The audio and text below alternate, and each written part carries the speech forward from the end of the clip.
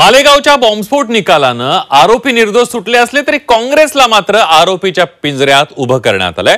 भगवा दहशतवाद ही व्याख्या करणाऱ्या काँग्रेसनं देशातील हिंदूंची माफी मागावी अशी मागणी होऊ लागली आहे। निर्दोष सुटलेल्यांनी काँग्रेसला मतदान न करण्याचं आवाहन केलंय, तर महायुती सरकारनंही काँग्रेसवर टीकेची झोड उठवली आहे।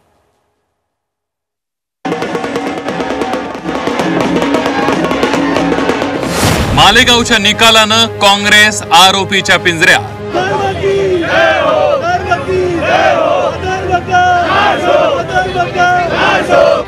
हिंदू दहशतवादाची व्याख्या करणाऱ्यांवर टीकेची झोड।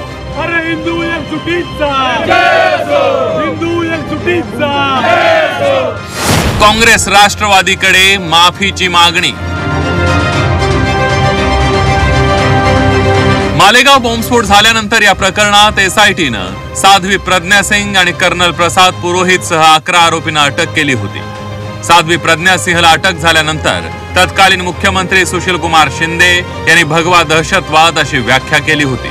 या व्याख्येवरून त्यावेळी बराच गजब माजला होता। कोर्टाच्या निकालानंतर आता शरद पवार, सोनिया गांधी आणि राहुल गांधींनी देशाची माफी मागावी अशी मागणी निर्दोष सुटलेल्या समीर कुलकर्णींनी केली।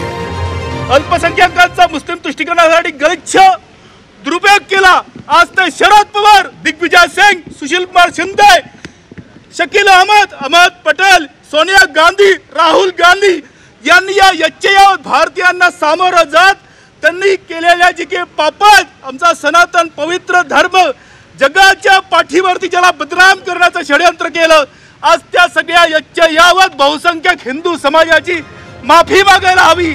कोर्टाच्या निकालानंतर सत्ताधारी महायुती सरकारनं ही काँग्रेसवर टीकेची झोड उठवली।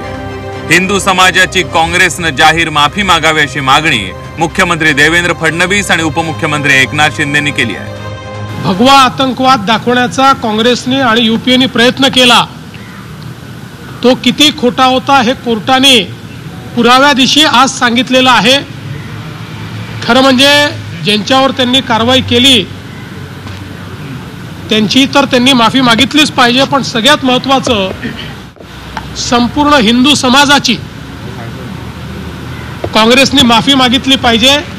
ज्या प्रकारे भगवा आतंकवाद आणि हिंदू आतंकवाद म्हणून संपूर्ण हिंदू समाजाला आतंकवादी दाखवण्याचा प्रयत्न या देशामध्ये त्यांनी केला, त्याबद्दल काँग्रेसने जाहीरपणे माफी मागितली पाहिजे। भगव्यालाही आणि हिंदुत्वालाही अपमानित करण्याचं काम, कलंकित करण्याचं काम आणि आरोपीच्या पिंजऱ्यात उभं करण्याचं काम त्या काळातल्या यूपीए सरकारने केलं, हे अतिशय दुर्दैवी आहे आणि अतिशय खऱ्या अर्थाने हे एक षडयंत्र होतं, एक कारस्थान होतं आणि एक साजिश होती आणि त्यामध्ये या लोकांना गोवलं गेलं। परंतु जे लोक भगवा आतंकवाद, भगवा दहशतवाद म्हणाले त्याला न्यायालयाने एक करारा जवाब, एक चांगली मोठी चपराक आजच्या निर्णयाने दिलेली आहे। दूध का दूध पाणी का पाणी झालेलं आहे। काँग्रेसवर झालेल्या टीकेवर काँग्रेसच्या दिल्लीतल्या नेत्यांनी कोणतीही प्रतिक्रिया दिलेली नाहीये। कोर्टाच्या निकालानं तत्कालीन काँग्रेस नेत्यांनी केलेल्या टीकेची परतफेड आता भाजपकडून केली जाते आहे। ब्युरो रिपोर्ट, झी 24 तास, मुंबई।